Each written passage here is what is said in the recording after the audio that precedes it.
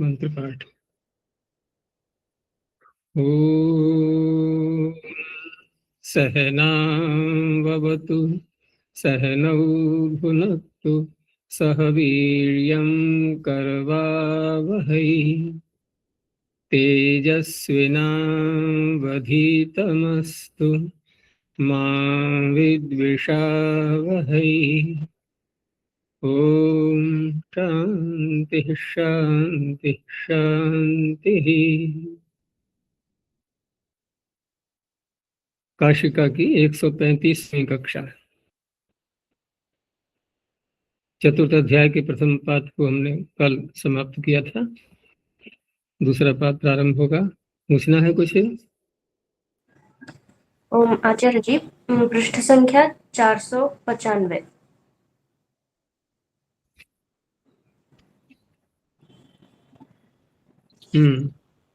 इसमें वान्यस्मिन् सपिण्डे स्थविरतरे जीवति, उसका जो एक वाक्य है, स्थानेन वयसा चोत्कृष्टे सपिण्डे यथा स्यात्। तो उसमें आप बताए थे कि जैसे इसलिए काशिका में हाँ स्थानेन वयसा च उत्कृष्टे। हाँ, तो इसमें आप व्याख्या कर रहे थे कि बहन के पति को भी लेते हैं, वो बात स्पष्ट नहीं हो पाई स्थविरतर में। ये स्थान हो गया। स्थान का तात्पर्य लोक में जैसा हम स्वीकार कर लेते हैं कि जैसे बहन हमारी पूज्या होती है, ठीक है ना, बहन को पूजनीय मानते हैं, तो उसके पति को भी वही स्थान मिलता है। अब बहन छोटी है तो बहन का जो भाई है उसकी आयु बड़ी है, लेकिन बहन छोटी है और पति भी छोटी आयु का उससे हुआ, तो छोटी आयु का होने से हम देखें तो वयस की दृष्टि से तो कम अवस्था है उसकी, लेकिन स्थान की दृष्टि से वो पूजनीय बन जाता है क्योंकि बहन का पति है, बहनोई है। तो इस तरह से स्थान की दृष्टि से लेंगे।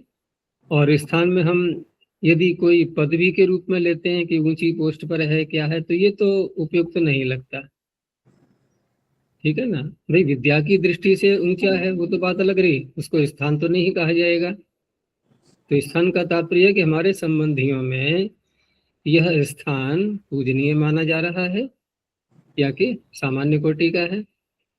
तो कम वयस होने पर भी उसे क्या कहेंगे? स्थविरतर। और वैसा है यदि, अब मान लो स्थान की दृष्टि से वो ऊंचा नहीं है, लेकिन आयु अधिक है, तो उसको भी पूजनीय मान लेते हैं।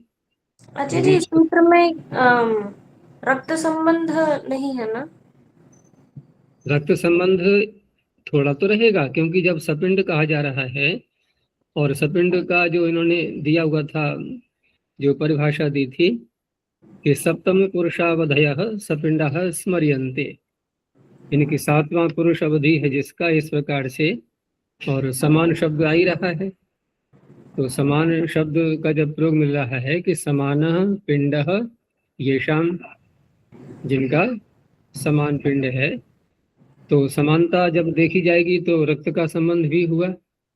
अब रक्त के संबंध में हम जब पीछे को चलेंगे, तो जैसे पिता को लिया हमने, तो पिता के भाई बड़े छोटे वो सारे आ गए, ठीक है ना।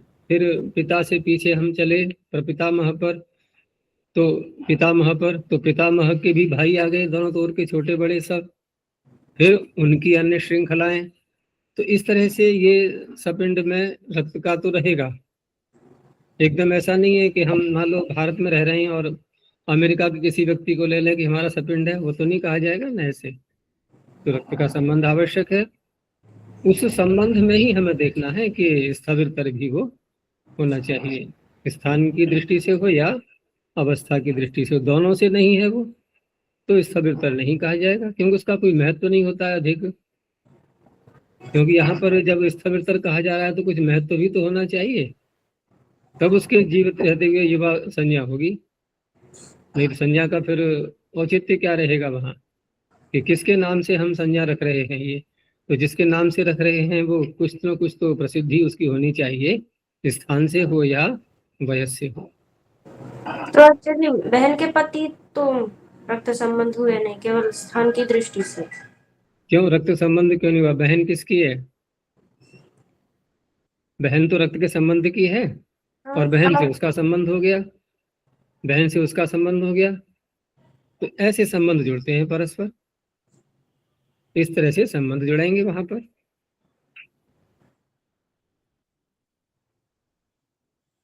क्योंकि जो बहन का और पति का जो दोनों की संतान होगी, तो वहां भी रक्त का संबंध हो गया, तो रक्त के संबंध का कारण बहन का पति भी बना। ऐसे ही ले सकते हैं, जी जी, कारण कार्य संबंध से। इतना ही। क्योंकि जब ये बात आई थी ना कि वहां उनका भोजन आदि नहीं लेते 10 दिन तक, तो जैसे बहन का भोजन नहीं लेंगे और उसका विवाह हो गया, तो भोजन में स्वामित्व उसके पति का भी तो है। वो भी हो गया सम्मिलित उसमें। इसलिए आचार्य जी, पति की पत्नी अर्धांगिनी मानी जाती है ना। हाँ, अर्धांगिनी शब्द वैसे हम अगर उसको वैसे घटाएंगे शब्दार्थ के रूप में तो नहीं घटेगा, लेकिन अर्धांग का तात्पर्य होता है कि धार्मिक कार्यों में, धार्मिक जो कार्य होते हैं वहां पर दोनों का योगदान बराबर होता है, और उस पुण्य का हो या पाप का हो, उसका फल भी दोनों में बटेगा। तो इसलिए आधा अंग उसको बोलते हैं, शारीरिक दृष्टि से नहीं, रचना की दृष्टि से वो नहीं घटेगा। चलो देखें आगे अब। तो आगे हम दूसरा अध्याय जो प्रारंभ कर रहे हैं, तो पिछले अध्याय में तो हमने देख ही लिया था कि एक ही प्रकरण है ना, एक ही प्रकरण भी कह सकते हैं उसको, कि अपत्य का प्रकरण चला था। तो इस तरह से चतुर्थ अध्याय का प्रथम पाद हम इसको 2 भागों में बांट सकते हैं। एक भाग है स्त्री प्रत्ययों का प्रकरण, वो भी काफी दूरी तक चला था, और दूसरा भाग हुआ फिर तद्धित जहां से प्रारंभ हुए थे, समर्थानाम प्रथमाद्वा के आगे से, तो वहां मुख्य जो पूरा अर्थ चला पाद में वो रहा था अपत्य का। अपत्य की विशेषताएं देखी हमने कि गोत्रापत्य है या युवापत्य है, अनंतरापत्य है, ये सारे भेद प्रभेद सब देख लिए थे। अब क्योंकि तद्धित तो अनेक प्रकार के अर्थों में आता है, केवल अपत्य अर्थ ही नहीं है उसका। यद्यपि अपत्य अर्थ पर यह भी विचार हुआ था कि हम इसको तस्सेदम के अर्थ में क्यों ना ले लें, ठीक है ना, वो भी चर्चाएं वहां पर हुई थी। क्योंकि तस्सेदम इदम, इदम तो है ही ना वो अपत्य भी, लेकिन उसको अलग रखा गया था, उसके कारण भी सारे बता दिए गए थे। तो तद्धित के अनेक अर्थों में, रूपा बंद कर लेना, मैं कुछ पीछे से ध्वनि आ रही है। तो तद्धित के अनेक अर्थों में से अब अन्य बहुत सारे जो अर्थ रह गए हैं, अब उन पर विचार प्रारंभ होता है। इसमें कुछ महत्वपूर्ण अर्थ भी आएंगे बहुत व्यापक रूप में, और कुछ सामान्य अर्थ भी आएंगे। जैसे ये सामान्य अर्थ का ही सूत्र है, तो आगे सूत्र आ रहा है तेन रक्तम रागात। अब यहाँ पर एक शैली हमें यह भी पकड़नी है कि जैसे पीछे सूत्र आया था तस्यापत्यम, तो तस्यापत्यम में तस्य शब्द में जैसे षष्ठी व्यक्ति का प्रयोग किया था पाणिनि ने, और उसकी फिर एक वाक्यता समर्थानाम प्रथमाद्वा सूत्र के साथ जोड़ी थी। तो वहां तस्य को हमने कैसे बोला था कि षष्ठी समर्थ, ठीक है ना, षष्ठी समर्थ, और सूत्र में प्रथम शब्द भी है, वो प्रथम पद है तस्य। तो समर्थानाम प्रथमात, प्रथमता प्राथम्य हम कहाँ देखेंगे? सूत्र के अंदर, कि तस्य अपत्यम, और ऐसे ही सूत्र आएंगे आगे सब, कि वहां जो समर्थ व्यक्ति जिस प्रातिपदिक में रखनी है, उसका वाचक शब्द पाणिनि सूत्र में पहले पढ़ेंगे, ठीक है ना, उसका कहीं उल्लंघन नहीं होगा। अच्छा, अब यहाँ पर कहीं तो सर्वनाम से निर्देश करेंगे ये समर्थ व्यक्ति का, ठीक है ना, कहीं सर्वनाम से निर्देश करेंगे, जैसे कि तस्य आ गया पीछे, यहाँ तेन आ रहा है, कहीं तस्मिन आएगा, कहीं तस्मात आएगा, इस तरह से जो आएंगे, कहीं ततः आएगा, ततः आगतः इत्यादि है, तत्र भवः सप्तमी हो गई। लेकिन कहीं पर किसी एक प्रातिपदिक, विशिष्ट प्रातिपदिक को लेकर के और उसी में विभक्ति लगा देंगे, ठीक है ना, वहां सर्वनाम शब्द का प्रयोग नहीं होगा, सीधे उसी में विभक्ति लगा देंगे। ऐसे भी सूत्र आएंगे आगे चल करके। तो यहाँ है तेन रक्तम रागात। अब उसी शैली से अर्थ होगा, तो तेन का अर्थ क्या हो जाएगा? तृतीया समर्थ प्रातिपदिक से। आगे फिर एक अर्थ बताया जाएगा, जैसे पीछे था तस्यापत्यम, इनके अपत्यम, और यहाँ क्या है? रक्तम। अच्छा, अब तस्यापत्यम में वहां पर किसी प्रातिपदिक का नाम अर्थात कोई विशेष प्रातिपदिक, उसका कोई भी वर्णन नहीं किया था। तो संसार के सभी शब्द आ गए, षष्ठी समर्थ जो भी हैं, अपत्य यदि लेना है हमें उनका, तो उनसे प्रत्यय का विधान किया गया था। लेकिन यहाँ तेन तृतीया समर्थ कहते हुए भी साथ में एक प्रातिपदिक की विशेषता भी बता दी गई। वो कौन सी है? रागात। अब इसमें ये नहीं देखना है कि तेन में तो तृतीया है और रागात में पंचमी है, तो दोनों का सामंजस्य कैसे करेंगे फिर? तेन में तृतीया तो ये दिखाने के लिए है कि प्रातिपदिक तृतीया समर्थ होना चाहिए, लेकिन रागात में थोड़ी तृतीया होगी। अब रागात में तो जब प्रत्यय का विधान हो रहा है, तो जिस प्रकृति से प्रत्यय का विधान करते हैं उसमें पंचमी होती है।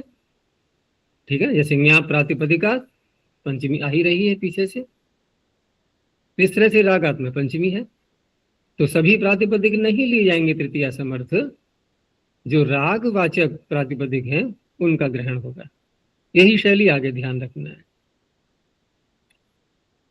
अब अर्थ करते हैं कि शुक्लस्य वर्णांतरापायादानम इह रंजेर अर्थ। रंज धातु का अर्थ राग जो बना है जिससे, उसका अर्थ क्या लेना है? क्योंकि राग का अर्थ, क्योंकि रक्त शब्द है ना, रक्तम, तो रक्तम यदि हम निष्ठा प्रत्यय को भूतकाल में लेते हैं तो रंग दिया, ठीक है ना, रंग दिया, यही तो अर्थ निकलेगा। लेकिन रक्त के और भी अर्थ निकलते हैं, जैसे रक्त का अर्थ लाल भी तो होता है। कोई वस्तु है लाल रंग में तो उसको भी रक्त कह देते हैं, और हमारे शरीर में जो रक्त है उसका भी नाम रक्त इसीलिए है क्योंकि वो रक्त तो वर्ण का है, तो वर्ण के अर्थ में भी रक्त शब्द आता है, तो वो तो अर्थ नहीं लिया जाएगा। इसलिए स्पष्ट कर दिया गया है कि वर्णांतरापादन, कोई एक वर्ण है पहले किसी वस्तु का, अब उसको दूसरे वर्ण से रंग दिया गया, तो लाल अर्थ नहीं लेना है। एक वर्ण को हटा करके दूसरा वर्ण लाया गया, तो हम क्या कहते हैं कि यह वस्त्र रंग दिया गया। कोई सफेद वस्त्र है और हमने नीला रंग चढ़ा दिया उसके ऊपर, लाल तो नहीं है वो, लेकिन क्या हम ये नहीं कह सकते अब यह वस्त्र रंग दिया? रंग दिया, वर्ण चाहे कोई सा भी हो, यही अर्थ लेना है।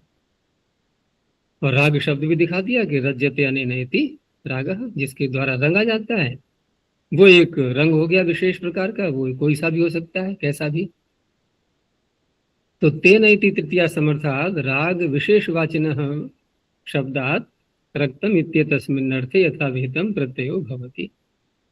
अब कषाय रंग है तो कषायेन रक्तम वस्त्रम, काषायम यथाविहित में कौन सा प्रत्यय चल रहा है? अभी वही चल रहा है।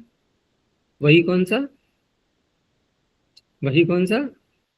प्राग दिव्यतोण, वो तो दिव्यति तक जाएगा ना, तेन दिव्यति से पहले पहले तक। तो यथाविहित कहने का तात्पर्य उसी प्रत्यय की ओर संकेत होता है। मांजिष्ठम, मंजिष्ठा रंग होता है।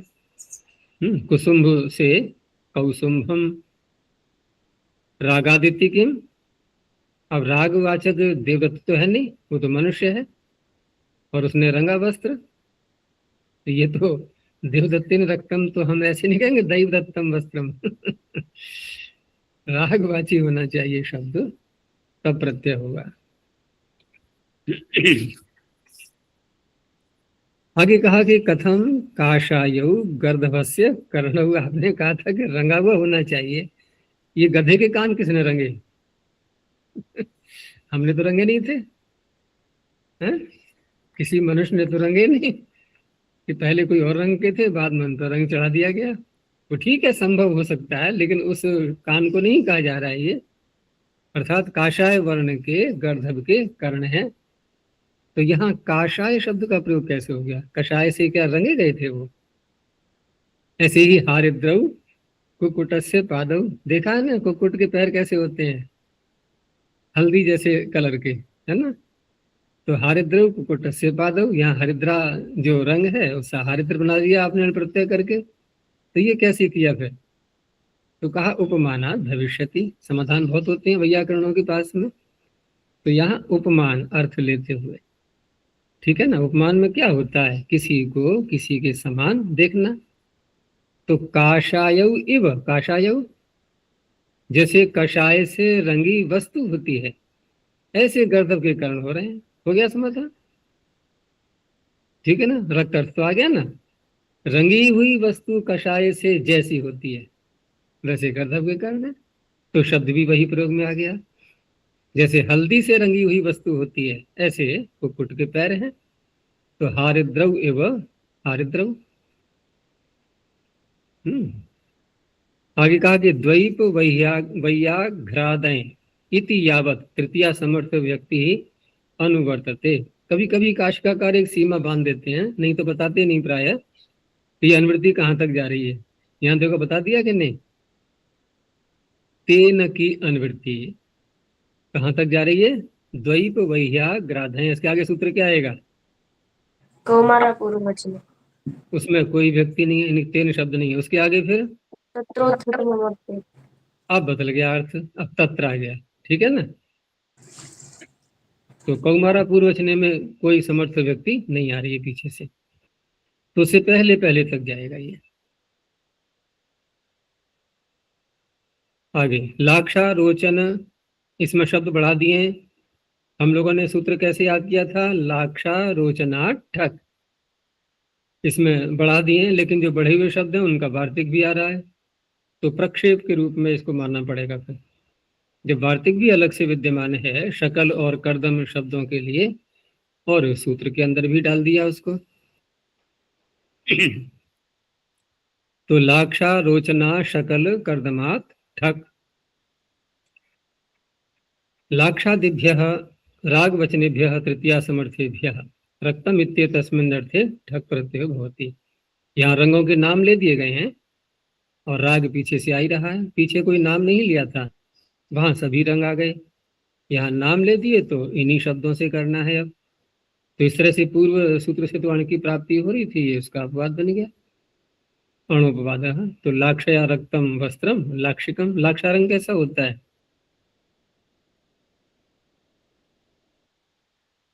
अब लाक्षा होता क्या है वास्तव में, लाक्षा चूड़ी चिपकाने वाली है, वैक्स जैसा। वो चूड़ी से गर्म करके चिपकाते थे। वृक्षों से जो निकलता है, हैं?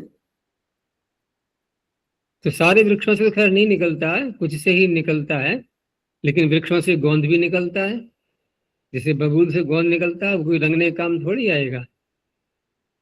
तो कुछ वृक्षों से ऐसे पदार्थ भी निकलते हैं जो रंग का रूप धारण कर लेते हैं, और उनसे फिर अन्य वस्तुओं को रंगा जाता है, ठीक है ना। उनसे अन्य वस्तुओं को रंगा जाता है। और कुछ से जो निकलता है तरल पदार्थ चिपचिपा सा, वो गोंद के रूप में काम आता है। बेल के पेड़ से भी निकलता है गोंद, देखा है। बेल के तने पर अगर थोड़ा सा कोई स्थान उसका वैसा कर दें हम चाकू इत्यादि से, तो 2-3 दिन के अंदर वहां देखो थोड़ा थोड़ा थोड़ा थोड़ा अंदर से निकलता रहेगा। बबूल का तो बहुत ही प्रयोग में आता है, वो तो खाद्य पदार्थ के रूप में ही है। तो ये भी अण का अपवाद हो गया। तो लाक्षया रक्तम वस्त्रम लाक्षिकम रौचनिकम शाकलिकम कार्दमिकम। वार्तिक दे दिए हैं आगे, शकल कर्दमाभ्याम अण अपि इष्यते।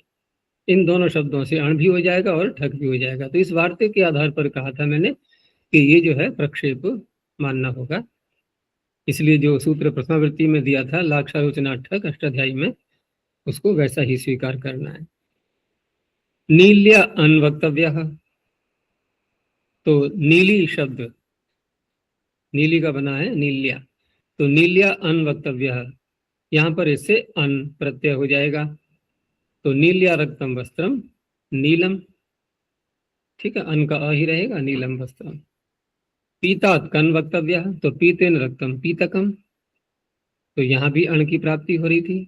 स्वर में अंतर आ जाएगा अन में, और कन में तो क अलग से ही हो गया। आगे और लिए हरिद्रा महारजनाभ्याम अय वक्तव्य। अब पीछे जो दिया था इन्होंने हारिद्र कुक्कुट से पादव, तो हारिद्र शब्द जैसे यहाँ दिखाया है इन्होंने, तो अय प्रत्यांत इस वार्तिक से हम ले सकते हैं, अण न करके अय प्रत्यय हो सकता है। तो हारिद्रम और महारजनम, ये महारजन शब्द है रंग का वाचक। इस तरह से ये दो सूत्र पृथक हो गए। ठीक है ना। अब यहाँ छोटे छोटे प्रकरण भी आएंगे, कुछ बड़े भी आएंगे। बस ये बात यहाँ तक समाप्त हो गई। लेकिन तेन शब्द आचार्य जी, आगे, वो लाक्षा के लिए जतु शब्द आया था, वही लाक्षा त्रपु।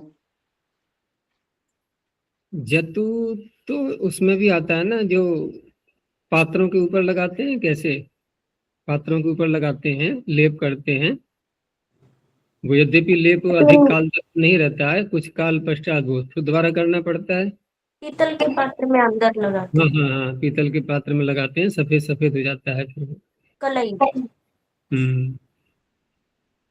चलो ये एक अलग शब्द है, देख लेना खोज करके। आगे है नक्षत्रेण युक्त कालः। ये सूत्र तो मुख्य है, क्योंकि यहाँ बहुत से प्रयोग ऐसे होते हैं नक्षत्र से युक्त काल के वाचक शब्द बन जाते हैं। तो यहाँ अब देखो कि पीछे से तेन भी आ रहा है। जैसे देखो पीछे की सूत्र की रचना देखो, तेन रक्तम रागात, तेन में तो रखी पाणि में तृतीया। अब जिस प्रातिपदिक को लेना है, जो उसकी विशेषता है प्रातिपदिक की, उसमें पंचमी डाल दी रागात। तो यहाँ भी क्या होना चाहिए, तेन तो हम पीछे से ले ही रहे थे, अनुवृत्ति के रूप में आ ही रहा था, तो क्या होना चाहिए था, नक्षत्रात। लेकिन यहाँ कहीं कहीं सूत्र ऐसे आएंगे कि पीछे से समर्थ विभक्ति का शब्द, सर्वनाम शब्द भी आ रहा है, और साथ में वही व्यक्ति प्रातिपदिक में भी दे सकते हैं। दोनों प्रकार की शैलियां दिखा दी इन्होंने यहाँ पर। पीछे रागात बोला, यहाँ नक्षत्रेण बोला है। तेन उसके साथ में भी है, तेन इसके साथ में भी है। तो तृतीया समर्थ व्यक्ति ही अनुवर्तते। अब कुछ सूत्र ऐसे भी आएंगे जहां पर पीछे से समर्थ व्यक्ति का सर्वनाम शब्द नहीं आ रहा है, लेकिन सीधे प्रातिपदिक में ही वह समर्थ व्यक्ति दे दी जाती है। ऐसे भी सूत्र आएंगे। तो तेन इति तृतीया समर्थात् नक्षत्रवाचिनः शब्दात् युक्तः इत्येतस्मिन् अर्थे यथाविहितं प्रत्ययो भवति। योऽसौ युक्तः, जिसको युक्त कहा जा रहा है, जो नक्षत्र से युक्त होगा, वो कौन होना चाहिए, तो कहा कालश्चेत स भवति, वह काल होना चाहिए। तो काल क्या हो गया, अभिधेय। प्रकृति क्या हो गई, नक्षत्र। अर्थ क्या हो गया, युक्त होना। इस तरह से। तो अब यहाँ प्रश्न एक उठाया कि नक्षत्र आप किसको कहते हो, नक्षत्र कौन होते हैं, जो आकाश में चमकते हैं। तो हम देखें तो ये सूर्य ही तो हैं सारे एक प्रकार के, अलग अलग अलग अलग, बहुत बहुत हजारों लाखों प्रकाश वर्ष की दूरी पर ये सब विद्यमान है आकाश के अंदर। दूरी अधिक होने से उनका आकार चाहे कितना ही बड़ा हो, हमें तो छोटा छोटा ही दिखाई देगा। सूर्य भी तो एक तारा है, लेकिन ये क्योंकि निकट है, ये निकट है तो बड़े आकार में दिख रहा है। जो दूर है, क्योंकि ऐसा सुनने में आता है कि इस सूर्य के निकट दूसरा सूर्य जो सबसे अधिक निकट है, उसकी दूरी कितनी है, सुना है कभी? हम जिस सौर मंडल में रह रहे हैं, जिसके 9 ग्रह घूम रहे हैं उसके आसपास सूर्य के, इस सौर मंडल के अतिरिक्त जब दूसरा सौर मंडल हम देखेंगे, सबसे निकट वाला, तो उसकी भी दूरी है 4000 प्रकाश वर्ष दूर। तो कहेंगे ये कौन सी दूरी है भाई नापने का, प्रकाश वर्ष ये क्या होता है? प्रकाश वर्ष क्या होगा? हमने ब्रह्म का वर्ष भी देख लिया सृष्टि विद्या में, मनुष्य का वर्ष भी देख लिया, ये प्रकाश वर्ष क्या है? तो एक प्रकाश वर्ष, एक मोटे रूप में समझ लो कि हम जैसे अगर किलोमीटर में नापें, तो एक प्रकाश वर्ष यदि कोई दूर है, ठीक है ना, अर्थात प्रकाश की गति एक क्षण में, एक सेकंड में 3 लाख किलोमीटर। अब 1 सेकंड का मिनट बनाओ, मिनट का घंटा बनाओ, घंटा का दिन बनाओ, दिन का महीना बनाओ, महीने का वर्ष बनाओ। तो मैंने किया था कैलकुलेशन सारा निकाल करके, जो उत्तर आया तो 1 प्रकाश वर्ष यानी प्रकाश की एक किरण यदि 1 वर्ष, मनुष्य के 1 वर्ष लगातार 365 दिन चलती रहे तो 3 लाख किलोमीटर प्रति सेकंड की गति से वो कितने किलोमीटर पार कर लेगी? 96 खरब, खरब शायद अरब है, हाँ 96 अरब किलोमीटर। तो इतने किलोमीटर दूर दूसरा सौर मंडल जो सबसे निकट वाला है। अब दूरी वालों का तो फिर कोई गणित के अंक भी कम पड़ जाएंगे, ठीक है ना, कहाँ तक गिनती करेंगे। तो कहने का तात्पर्य ये सारे नक्षत्र हैं, और आप कह रहे हो कि नक्षत्र से काल, काल का तात्पर्य दिन है, रात्रि है, ये कालवाचक शब्द है ना, ये युक्त हो जाएं। तो ये कैसे युक्त हो जाएंगे, कैसे जुड़ेंगे, ये चिपकेंगे कैसे, उन नक्षत्रों से कैसे युक्त होंगे? प्रश्न उठता है ना कि आप क्या अर्थ लेना चाह रहे हैं यहाँ पर। अच्छा, फिर दूसरी बात यह है कि हम ये पता लगाते कैसे हैं, हम ये पता लगाते कैसे हैं कि इस समय कौन सा नक्षत्र है। तो क्या देखते हैं हम आकाश में? चंद्रमा को देखते हैं ना कभी कभी कि चंद्रमा कौन से नक्षत्र में है, सूर्य कौन सी राशि में है, नक्षत्र में है, ये सारी चीजें देखी जाती हैं गणित के अंदर, ज्योतिष के अंदर। तो यहाँ एक निकटता देखी जाती है। निकटता भी, हम पृथ्वीवासी हैं, कैसे देखेंगे निकटता? चंद्रमा हमें दिखाई दे रहा है और उसी सीध में, उसी दिशा में हमें एक नक्षत्र दिखाई दे रहा है। एक काल विशेष निर्धारित कर लिया हमने कि ठीक है ना, कि अमुक दिवस अमुक तिथि में अमुक समय पर चंद्रमा इस नक्षत्र के निकट होगा, उसका एक नाम रख दिया गया। तो वो सीध में उस दिशा में आ रहा है, बस यही निकटता है। अब गतियां तो भिन्न भिन्न होती हैं सबकी, चंद्रमा की गति और है, नक्षत्र की गति और है, पृथ्वी की गति और है। तो हटेगा तो वहां से अब तो फिर कोई और नक्षत्र, कोई और नक्षत्र। इस तरह से हमने 28 यानी कि 27 और 1 28 अभिजित कभी कभी होता है, तो इस तरह से हमने इनको बांट दिया है। तो इस तरह से गणना की जाती है। यहाँ निकटता का अर्थ ये नहीं कि उससे युक्त का अर्थ ये नहीं कि उससे जुड़ गया है, वो बहुत दूर है। देखा ना, मैंने कहा ना कि प्रथम जो दूसरा सूर्य है हमारे सूर्य की अपेक्षा, उसकी भी दूरी 4000 प्रकाश वर्ष है, यानी 96 खरब किलोमीटर को भी हम 4000 से गुणा करेंगे, करते रहो गुणा, इतनी दूरी है। तो कथम पुनर्नक्षत्रेण पुष्यादिना कालो युज्यते, कैसे होगा? तो उत्तर दे रहे हैं कि पुष्यादि समीपस्थे, पुष्य आदि जिनके नाम रखे जा रहे हैं उनके समीप में, पुष्यादि समीपस्थे चंद्रमसी वर्तमानाः पुष्यादि शब्दाः प्रत्ययम उत्पादयन्ति। तो समीपता कैसे देखी जाएगी? दिशा की दृष्टि से। हमने ऊपर को दृष्टि डाली और उस चंद्रमा से ठीक सामने उसके ऊपर की तरफ हमें जो नक्षत्र दिखाई दे रहा है उसके आधार पर, तो ऐसा होने पर ये पुष्य आदि जो शब्द हैं ये प्रत्यय की उत्पत्ति करते हैं। तो पुष्येण युक्तः कालः, अर्थ क्या बनेगा कि पुष्य समीपस्थेन चंद्रमसा। अब पुष्य के समीप चंद्रमा कैसे होगा? एक दिशा में आ जाने पर, यही समीपता है बस। जैसे हम उंगली से सूर्य की तरफ उंगली करें हम या हाथ रखें तो हमारे नेत्रों में जो सूर्य की धूप आ रही थी, होता ना कभी कभी चौंध लगती है, तो हम ऐसे हाथ कर लेते हैं ना, ऐसे करके अपने आंखों पर छाया लेने के लिए। तो सूर्य का प्रकाश हमारी आंखों में नहीं आता उस काल में, तो क्या हमारा हाथ सूर्य के निकट पहुंच गया, युक्त हो गया उससे? युक्त नहीं हुआ ना, लेकिन एक दिशा में तो आ गया। जिधर हमारा हाथ है उधर ही सूर्य भी है। तो हाथ ने सूर्य को रोक लिया, हम कह सकते देखो हमने हाथ से सूर्य को ढक लिया। अरे आप तो बड़े शक्तिशाली और चमत्कारी पुरुष हैं, आपने हाथ से ही सूर्य को ढक लिया। तो ऐसे ही व्यवहार चंद्रमा के साथ करेंगे हम कि नक्षत्र के समीपस्थ अर्थात उसी दिशा में। तो पौषी रात्रि ही पौषम अहह, तो पुष्य से हुआ है ये, ठीक है ना। और यहाँ पर पुष्य से करेंगे तो तिष्य, वो जो सूत्र य का लोप करने वाला है सूर्य सूर्य, तुष्यागस्त्य मत्स्यानाम। लेकिन उसमें पुष्य शब्द नहीं है, तो वहां वार्तिक के रूप में वहां कह दिया गया है कि तिष्य पुष्योर नक्षत्राणी, तिष्य और पुष्य में भी जब ये नक्षत्रवाचक होते हैं तो यहाँ भी य का लोप हो जाएगा, तो तैशी पौषी बन जाएंगे। यहाँ पर पौष पुष्य शब्द दिया है तो पौषी ऐसे बन जाएगा।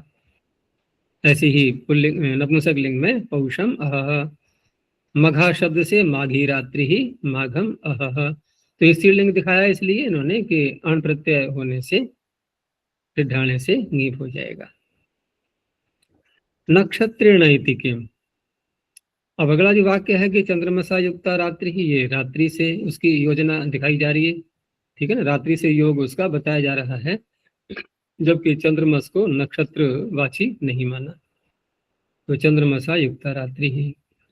काल इति किम, अब यहाँ पर चंद्रमा को ही कहा जा रहा है पुष्य से युक्त है, चंद्रमा कोई कालवाचक तो है नहीं, तो पुष्येण युक्त चंद्रमा, यहाँ प्रत्यय नहीं होगा, काल होना चाहिए।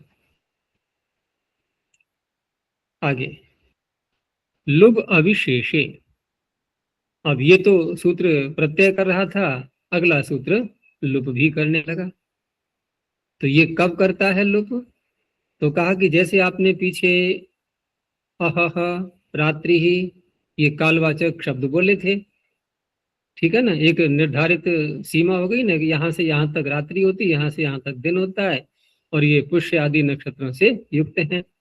लेकिन जहाँ पर कोई विशेष भाग नहीं बताया जा रहा है समय का, अविशेष रूप से कहा जा रहा है, वहां ये प्रत्यय आएगा तो, लेकिन चला जाएगा, तो पूर्वेण विहितस्य प्रत्ययस्य लुभ भवति अविशेषे।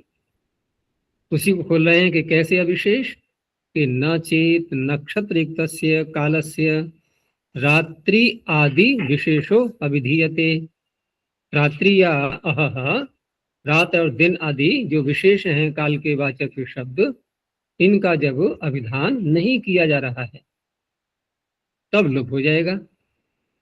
यावान कालो नक्षत्रेण युज्यते अहोरात्र, जितना काल अह और रात्रि का जो पीछे बताया गया था, तो उसकी जब विशेषता नहीं बताई जाएगी, उस विशेष को जब नहीं लिया जाएगा तब लुप भवति, उस अवस्था में लुप हो जाएगा। जैसे कहा कि अद्य पुष्यः, अब अद्य पुष्यः कह करके आज जो पूरा दिन है उसमें कौन सा भाग पुष्य से युक्त है, क्योंकि यहाँ पूरा अहस तो कहा नहीं गया, पूरा अहन तो लिया नहीं गया, अद्य कह करके पूरा दिन तो ले लिया है, लेकिन वक्ता कहना चाह रहा है कि आज किसी समय, कोई समय ऐसा आएगा जब पुष्य नक्षत्र से चंद्रमा युक्त होगा या ये दिन युक्त होगा।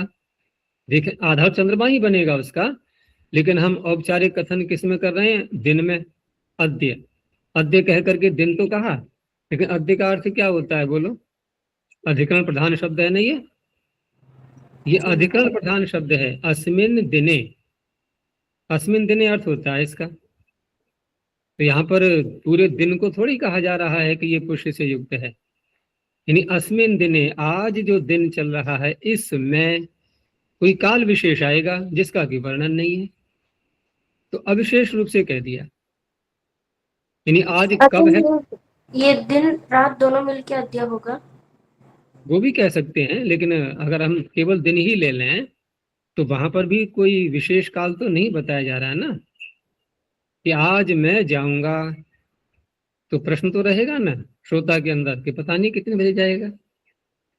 अब समय बोल दिया कि मैं 12 बजे जाऊंगा, अब निश्चित हो गया, तो विशेष अविशेष ऐसे अर्थ जोड़ेंगे। अद्य पुष्यः अद्य कृत्तिकाः, तो प्रत्यय तो आया, प्रत्यय तो आ गया है, क्योंकि कालवाचक तो अद्य शब्द है ही, ठीक है ना, अद्य काल के लिए ही बोल रहा है, जो आज का दिन है हमारा पूरा, लेकिन विशेष काल उसमें नहीं आ रहा है। अविशेष इति किम, अगर विशेष शब्द आएगा तो पिछला उदाहरण जो बनाया था हमने पूर्व सूत्र का, वही दोबारा दे दिया उन्होंने कि पौषी रात्रि पौषमः, वहां हो ही गया था प्रत्यय, वहां लुप नहीं हुआ था। आगे संज्ञायाम श्रवणाश्रद्धाभ्याम, दो नक्षत्र यहाँ पर लिए इन्होंने। तो अविशेषे लुभ विहितः पूर्वेण, पूर्व सूत्र ने तो लुभ कर दिया था अविशेष में, विशेषार्थ हुआ यम आरंभ, क्योंकि ये भी तो लुभ कर रहा है, तो ये भी लुभ कर रहा है, पिछला भी लुभ कर रहा था, तो जिस विषय में पिछला लुभ कर रहा था उसमें तो नहीं करेगा ये जो सूत्र अलग से बनाया है, तो ये विशेष में भी लुभ कर देगा। तो श्रवण शब्दात् अश्वत्थ शब्दाच्य उत्पन्नस्य प्रत्ययस्य लुभ भवति संज्ञायाम विषय। अब संज्ञा इसलिए कह दिया है कि ये विशेष रूप से ये शब्द उस काल का बोध कराने के लिए प्रयुक्त हो रहा है, यही इसकी संज्ञा है। जैसे श्रवणा रात्रि ही अश्वत्थो मुहूर्तः, तो श्रवणा रात्रि ही प्रसिद्ध शब्द हो जाते हैं, बहुत से कालवाचक शब्द अधिक प्रसिद्धि को प्राप्त कर लेते हैं। जैसे मकर संक्रांति बोलते हैं हम लोग, प्रसिद्ध हो गया है शब्द, है तो कालवाचक ही एक प्रकार से देखा जाए तो इस तरह से यहाँ ये भी प्रसिद्ध हो गया, श्रवणा रात्रि अश्वत्थो मुहूर्तः। तो यहाँ विशेष काल वाचक शब्द प्रयुक्त होने पर भी इस सूत्र से लुप्त हो चुका है, जो कि पूर्व सूत्र नहीं कर पा रहा था। आगे कहा इन्होंने, आपने श्रवण शब्द से प्रत्यय किया, फिर उसका लुप्त कर लिया, और स्त्रीलिंग में आप जो प्रयोग कर रहे हैं श्रवणा रात्रि, तो यहाँ युक्तवद भाव क्यों नहीं हुआ? लुपी युक्तवद व्यक्तिवचने, प्रत्यय लिया था आपने श्रवण से, तो श्रवण ही तो होगा। व्यक्ति और वचन, लिंग और वचन प्रत्यय जोड़ते समय जैसे थे प्रकृति के वैसे रहने चाहिए, तो आप स्त्रीलिंग का कैसे प्रयोग कर सकते हो? ठीक है ना। तो लुपी युक्त भाव कस्मान न भवति, तो उत्तर दिया ये तो पाणिनि का सूत्र ही बता रहा है हमें कि यहाँ स्त्रीलिंग का प्रयोग होता है। निपातना, द्विभाषा, फाल्गुनी, श्रवणा, कार्तिकी, आ गया श्रवणा इसमें। इस तरह से पाणिनि स्वयं प्रयोग कर रहे हैं, हम क्या करें? हम भी वैसा ही करेंगे फिर। संज्ञायामिति किम, तो संज्ञा यदि नहीं है, अब ये सामान्य शब्द हो गए केवल एक, तो श्रावणी और आश्वत्थी रात्रि ही, ठीक है ना, एक सामान्य रूप में कहा जा रहा है ये। तो अब तक तो हमने ये देखे सूत्र, एक एक नक्षत्र से प्रत्यय की उत्पत्ति हो रही थी, कहीं लुप्त हो गया, कहीं रहा प्रत्यय। अब दो दो नक्षत्रों से समास करके, तो द्वंद्वा अच्छा, यहाँ अच्छा प्रत्यय हो जाएगा जब दो नक्षत्र एक साथ बोले जाएंगे। तो नक्षत्र शब्दात नक्षत्र द्वंद्वात तृतीय समर्थात युक्ते काले छह प्रत्यय भवति विशेषे च अविशेषे च, दोनों ही अवस्थाओं में। ये तो सूत्र ये भी कह रहा है कि हम यदि अविशेष जैसी स्थिति आती है तो वहां पर लुभ अविशेष सूत्र लुप्त नहीं करेगा, यहाँ वो रहेगा ही छह प्रत्यय, इसलिए कह दिया विशेषे च अविशेषे च। अब ये बात तो व्याख्या से ही निकलेगी, क्योंकि यहाँ कोई ऐसा अनुवृत्ति का तो शब्द है नहीं हम जो अविशेष शब्द को ले आए और विशेष को ले आए, वो तो प्रत्यय का लुप्त होना ही था, लेकिन व्याख्या से निश्चय किया गया कि विशेष और अविशेष दोनों में ही रहेगा। तो राधानुराधिया रात्रि ही, दो नक्षत्र यहाँ पर राधा और अनुराधा, ऐसे ही तिष्य और पुनर्वसु, तो तिष्य पुनर्वस्वीयम अहह, तो छह प्रत्यय करेंगे हम, ठीक है ना। तिष्य पुनर्वसु में गुण भी हो जाएगा, फिर अब आदेश भी होगा और गुणा से गुण करके। अविशेष में भी ले लिया कि अद्य, अब अद्य कह करके विशेष कालबोधक शब्द तो है नहीं, तो यहाँ लुप नहीं होगा। अद्य राधानुराधीयम, अद्य तिष्य पुनर्वसवीयम। लुपम परत्वाद बाधते, लुप क्योंकि पीछे आ चुका है और ये सूत्र पर है द्वंद्वाक्षः, तो पर होने के कारण से पीछे का लुप यहाँ संगत नहीं होगा, उसको ये बाध लेगा। ये प्रकरण भी समाप्त हुआ, ठीक है ना छोटे छोटे प्रकरण। ये नक्षत्र नियुक्त काल वाला विषय समाप्त हो गया। अब अगला विषय लिया इन्होंने, दृष्टम साम। यहाँ साम से तात्पर्य सामवेद के मंत्री ऋचाएं वही होती हैं, लेकिन देखा इसका अर्थ हम क्या लेंगे? तो साम शब्द के मंत्रों का हमें ये देखा ही है कि उनका गान में प्रयोग होता है। मीमांसा में भी जो व्याख्या की गई है कि साम शब्द किसे कहते हैं, कौन से मंत्र कहे जाएंगे, तो वहाँ 3 प्रकार के जो व्याख्या करने वाले सूत्र आते हैं कि यत्रार्थ वशेन पाद व्यवस्था सा ऋक, ठीक है ना, और गीतिषु सामाख्या। साम शब्द का प्रयोग, साम शब्द की आख्या कहाँ होती है? गीतिषु, जो गेय ऋचाएं होती हैं, ठीक है ना, उनको कहा जाता है साम। तो वैसा ही अर्थ यदि यहाँ हम लेंगे तो क्या तात्पर्य हुआ कि साम में जो गेयत्व है उसको जिसने देखा, जाना, प्रत्यक्ष किया, उसकी व्याख्या की, ऐसा ऋषि, उस ऋषि के नाम से, उस ऋषि के नाम से वह जो विद्या है, गेय विद्या, ठीक है ना, वो भी उसमें आ गई, वो उसी के नाम से अब कहा जाएगा उसको। तो अलग अलग प्रकार की जो उपलब्ध हो रही हैं इस समय गान विद्या साम के मंत्रों की, तो वहाँ ऋषियों के नामों से वर्णन करते हैं नहीं उसका कि ये वशिष्ठ गान है, ये इस ऋषि के नाम से, ये इनका गान है, ये इनका गान है। तो यही सूत्र है उसमें प्रत्यय करने वाला। तेन शब्द आ ही रहा है पीछे से, तो तेन इति तृतीया समर्थात दृष्टम साम इत्येतस्मिन् अर्थे यथावेतम प्रत्ययो भवति। जिसको देखा है, जिसका प्रत्यक्ष किया है, वो क्या होना चाहिए? तो कहा यद दृष्टम साम चेत तद भवति, वो साम होना चाहिए। तो कृंच, अब कृंच ऋषि का नाम हो गया। कृंचेन दृष्टम क्रौंचम साम, वसिष्ठेन दृष्टम वासिष्ठम, विश्वामित्रेण दृष्टम वैश्वामित्रम।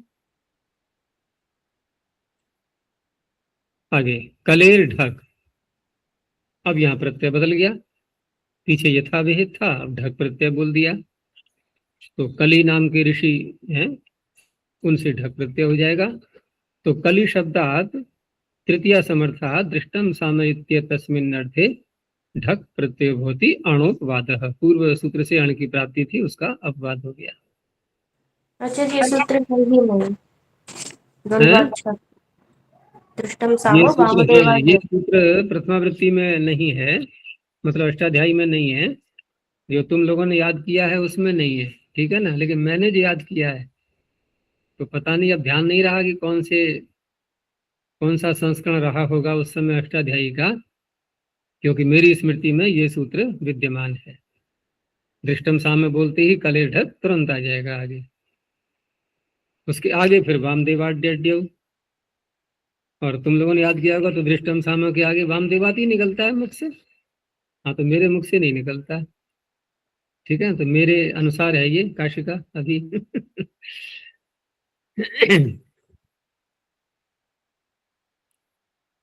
तो कलि शब्दा तृतीया समर्था दृष्टम साम इत्येतस्मिन्नर्थे ढक प्रत्यय भवति अणुपवादः कलिना दृष्टम साम कालेयम। आगे अब वार्तिक भी इसमें दिए हुए हैं। तो सर्वत्र अग्नि कलिभ्याम ढग वक्तव्य है।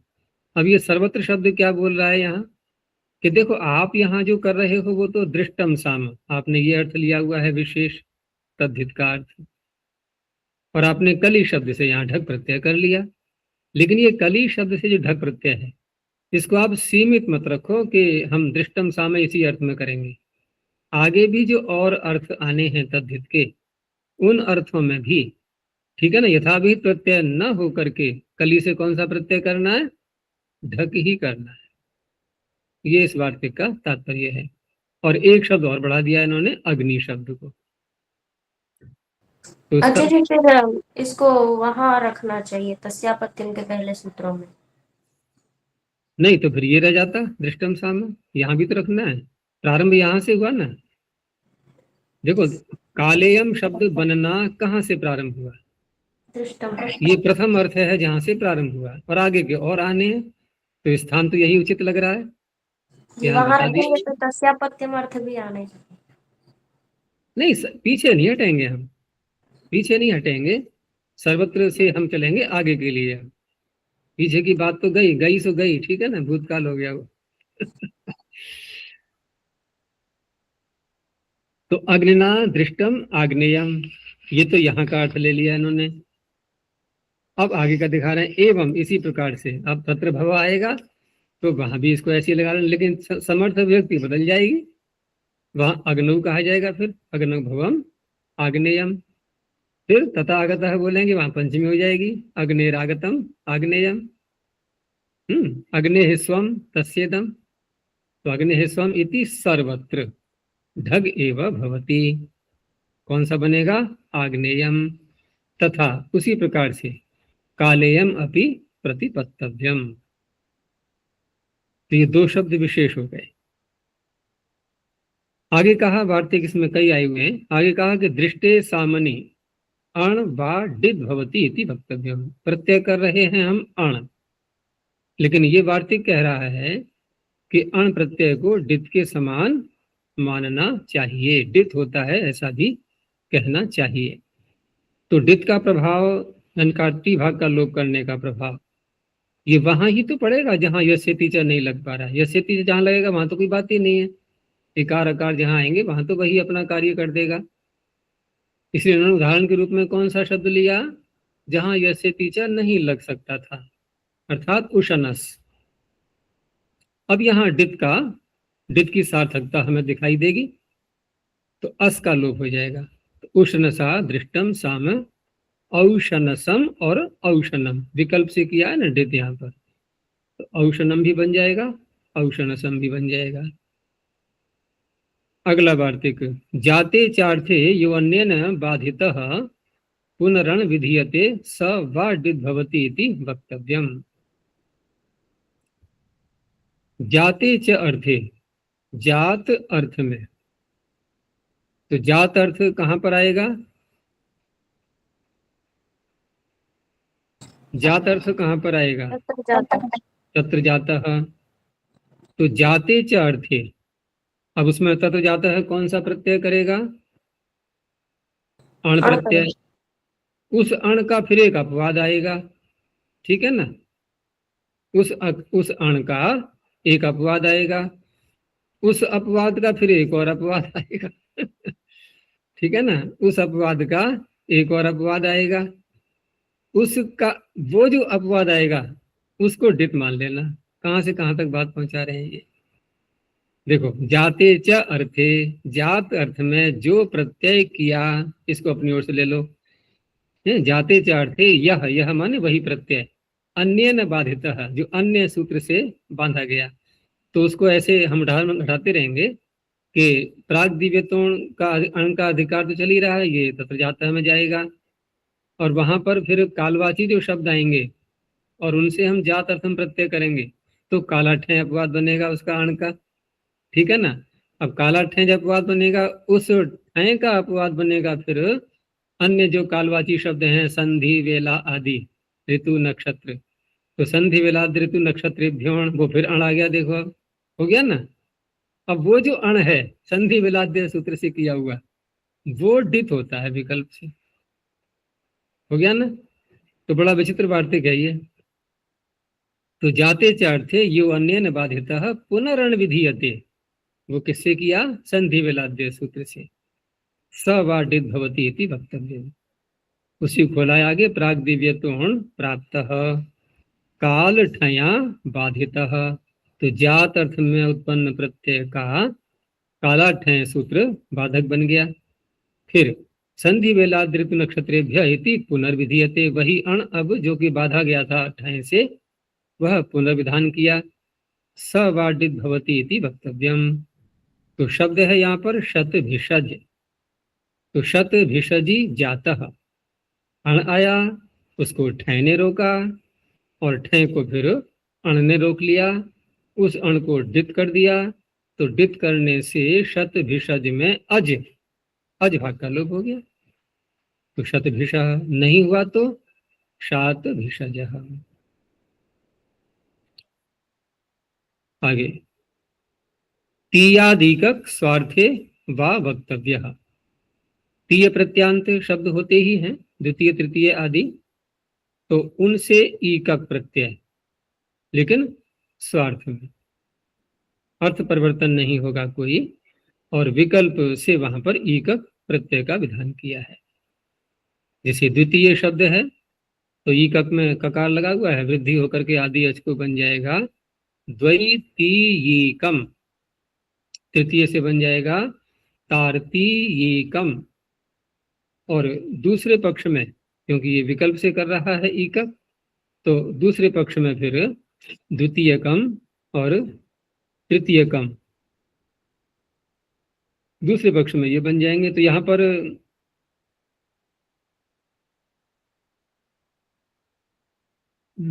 यहाँ फिर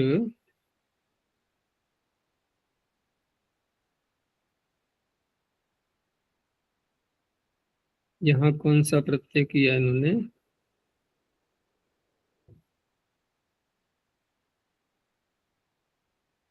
इसमें दिया नहीं है कोई व्याख्याकारों ने।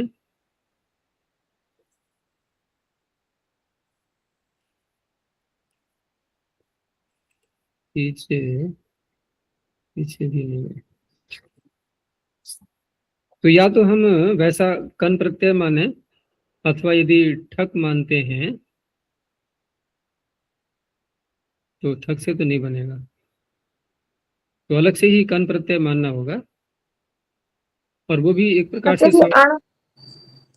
अण करके ईकक, नहीं तो अण में करेंगे तो द्वैतीय बनेगा ना फिर, और तारतीय। यहाँ तो सीधा द्वितीय तृतीय से ऐसा प्रत्यय करना है जिसमें कि वृद्धि का निमित्त न हो, ठीक है ना। ईकक तो विकल्प से हो गया, उसमें वृद्धि का निमित्त विद्यमान है, लेकिन जब ये ईकक नहीं होगा उस अवस्था में स्वार्थ में, क्योंकि वो भी स्वार्थ के ही प्रत्यय हैं प्राय करके जो कहे जाते हैं ना, आगे कन आदि आगे बात कह से जो प्रारंभ होते हैं, तो वहां पर भी जो कन प्रत्यय है वो भी एक प्रकार से स्वार्थ में ही है, तो उसी को लगा करके ये बनेंगे शब्द द्वितीय कम तृतीय कम, क्योंकि स्वार्थ में ही दिखाना है हमें दूसरा प्रत्यय भी। फिर यद्यपि यहाँ जो प्रकरण चल रहा है ये तो दृष्टम साम का प्रकरण चल रहा था, ठीक है ना। अब दृष्टम साम प्रकरण के अंतर्गत ये जो वार्तिक दे दिया है इन्होंने, तो ये वार्तिक उस अर्थ से संबद्ध यहाँ नहीं है, लेकिन कहीं ना कहीं तो देना ही था इसको, तो इसलिए यहाँ पर दे दिया है इन्होंने, क्योंकि यहाँ तो स्वार्थ में ही हो रहा है, दृष्टम साम अर्थ तो घटेगा नहीं, जो शब्द है शब्द का अर्थ उसी रूप में हो रहा है। आगे कहा इन्होंने इसी वार्तिक का अपवाद है कि न विद्याया, अगर हम तीय प्रत्यांत शब्द से जो स्वार्थ में हमने ईकक प्रत्यय किया, तो वह ईकक प्रत्यय यदि विद्या के लिए कहा जाएगा, विद्या का यदि हम विशेषण बनाते हैं द्वितीय तृतीय शब्द के लिए, तो उस अवस्था में ये प्रत्यय नहीं होता। तो द्वितीया विद्या और तृतीया विद्या, अर्थात विद्यावाची जो ईकक है, ईकक प्रत्यांत शब्द विद्यावाची नहीं होगा। आगे है गोत्राद अंकवत इष्यते, गोत्र से तात्पर्य यहाँ पर अपत्यम पौत्र प्रभृति गोत्रम इत्यादि शब्दों से जो सूत्रों से जो गोत्र संज्ञा की जाती है, तो ऐसे गोत्र प्रत्यांत जो शब्द हैं उनसे दृष्टम साम, इस अर्थ में हमें प्रत्यय कौन से करने हैं, तो कहा कि जो अंक अर्थ में आप प्रत्यय करते हो वही प्रत्यय यहाँ करने हैं। तो अंक अर्थ में प्रत्यय करने वाला सूत्र कौन सा है, संघांक लक्षणेषु, ठीक है ना, तो उससे अण प्रत्यय प्राप्त होता है। लेकिन वहां पर अण प्रत्यय जो प्राप्त होता है तो उसका भी फिर एक अपवाद है, गोत्र चरणाद वोय, गोत्रवाची यदि कोई शब्द है तो अंक आदि अर्थों में फिर वोय प्रत्यय होगा। तो जो शब्द गोत्रवाची नहीं है वहां तो अण ही रहेगा और गोत्रवाचियों से वोय हो जाएगा। तो कहा कि ऐसा ही प्रत्यय फिर यहाँ भी करना होगा आपको वोय दृष्टम साम अर्थ में। तो दृष्टम साम इत्यस्मिन् अर्थे, ये वार्तिक का जो अर्थ पूरा किया इन्होंने वाक्य जोड़ करके। तो औपगव शब्द को लिया इन्होंने, तो औपगव में हम जो अण प्रत्यय मानेंगे ना, अब ये अनंतरापत्य में नहीं, ये माना जाएगा गोत्रापत्य में।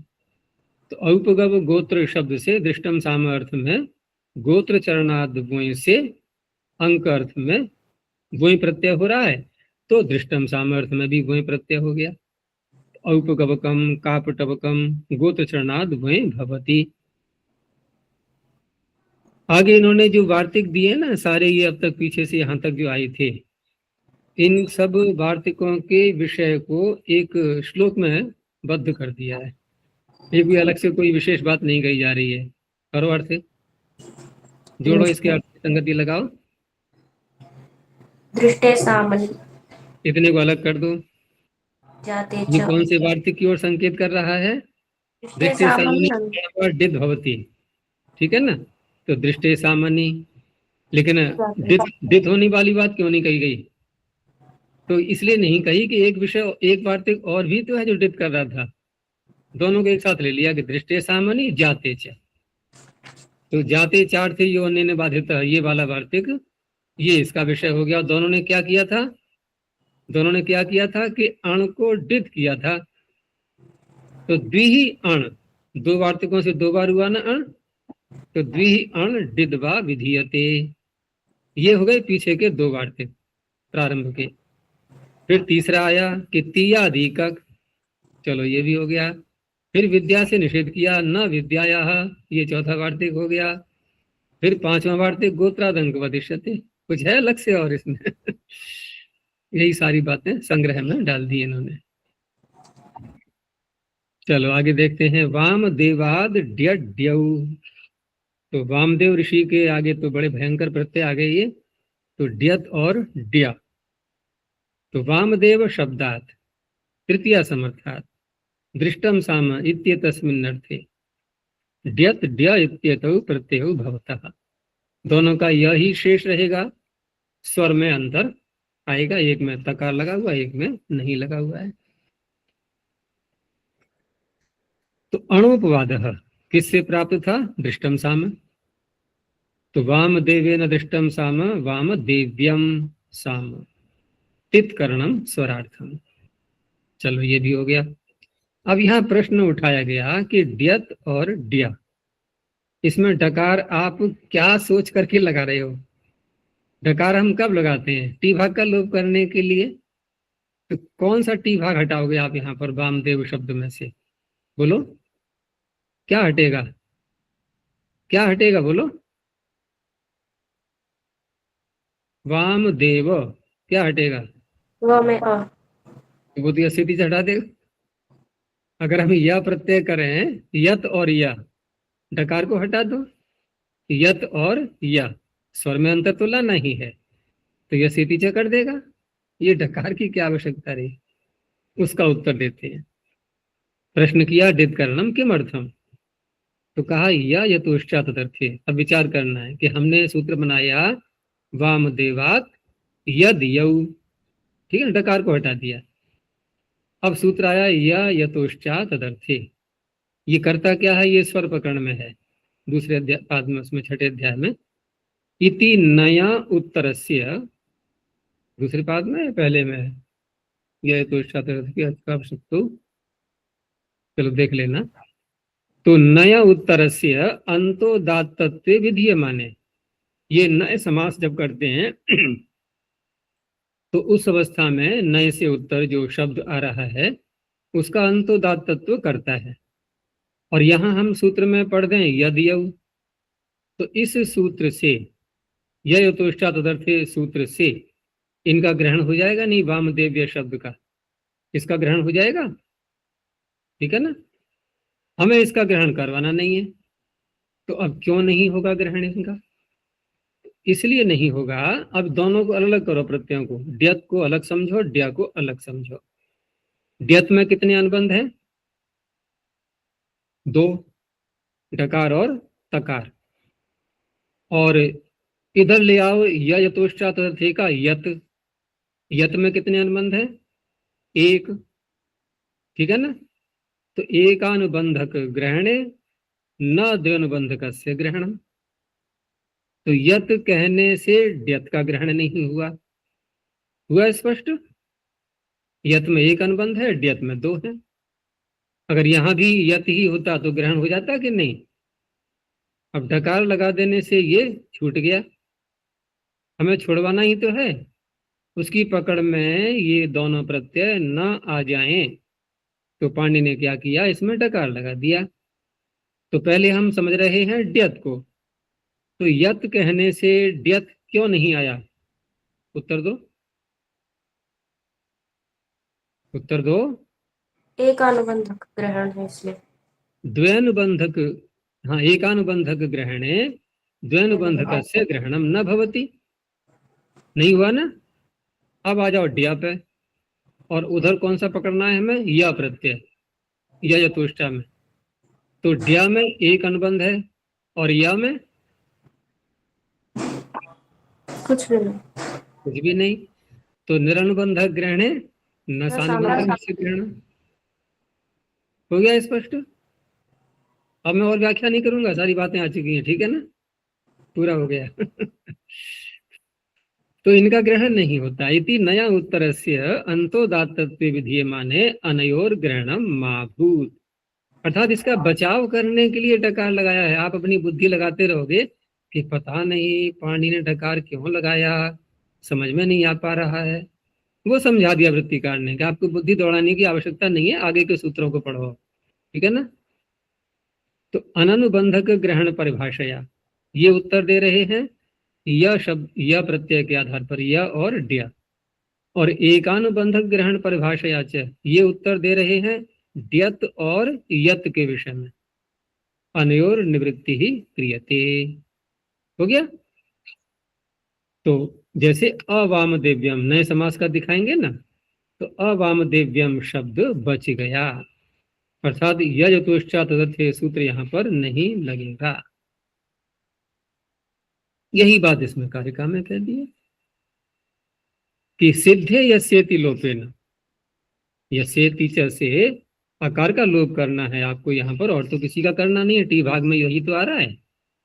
तो सिद्धे यस्येति लोपेन किमर्थम य यतौ डितौ, य और यत कहना चाहिए था आपको, डकार क्यों लगाया? तो कहा ग्रहणम मां अतदर्थे भूत वामदेव्यस्य नय स्वरे।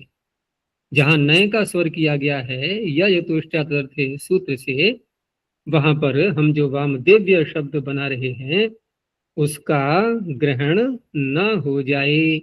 ये अतदर्थे का तात्पर्य क्या है? बुद्धि लगाओ थोड़ी सी। अतदर्थे ग्रहणम मा भूत। देखो शब्द बना वामदेव्यम, नए समास तो किया नहीं हमने। नए समास करेंगे तो अवामदेव्यम। तो क्या अर्थ हुआ कि वामदेव ने साम का दर्शन नहीं किया। हो गया अतदर्थ। वामदेव ने नहीं किया ना, निषेध हो गया ना भाई। वामदेव्य कहेंगे तो दर्शन किया, तो अर्थ आ गया उसका साम का, दृष्टम साम। और नए समास कर दिया तो वो अर्थ हट गया दृष्टम साम वाला। उन्होंने नहीं देखा, उन्होंने दर्शन नहीं किया। तो अतर्थे से तात्पर्य है नए समास करके, कि नए समास करके जो अवामदेव्यम शब्द बनेगा वहां यतुष्टातर्थे सूत्र से इसका ग्रहण नहीं होगा। ये भी प्रकरण पूरा हुआ। और ले लें आगे, चलो। तो आगे देखते हैं परिवृतो रथः। अब रथ को ढांकना है हमें, ठीक है ना। वस्त्रों से लपेट करके रथ को ढक देते हैं ना। आजकल तो वो रथ वही 4 व्हीलर आ रहे हैं, ठीक है ना, उनके भी कवर आते हैं ना मार्केट में। कारों को लोग ढक के रख देते हैं, धूल आदि न पड़े। अब पहले रथ हुआ करते थे तो उनको भी ढक के रखा जाता था। तो पांडी ने उनका भी ध्यान रखा, देखो शब्द बना दिए उनके लिए। तो तेन पीछे से आ ही रहा है, तेन इति तृतीया समर्थात परिवृतः, चारों ओर से ढकना। इत्य तस्मिन् अर्थे यथा विहितम प्रत्ययो भवति। अब वो परिवृत वस्तु कौन सी हो, तो वो भी सूत्र में बता दिया है, परिवृतो रथः योऽसौ परिवृतः रथश्चेत् स भवति। अब ये भी शैली आगे चलती रहेगी ऐसे ही, जैसे दृष्टम साम में कहा था ना, यह दृष्टम साम चेत, यह दृष्टम साम चेत तद भवति। जिसका दर्शन किया है वो साम होना चाहिए। ऐसे यहाँ पर जिसको ढका गया है चारों ओर से वो रथ होना चाहिए, इस तरह से। तो वस्त्रेण परिवृतो रथः वास्त्रो रथः, कम्बल से ढक दिया तो काम्बलः, चर्म से ढक दिया तो चार्मणः, इस तरह से।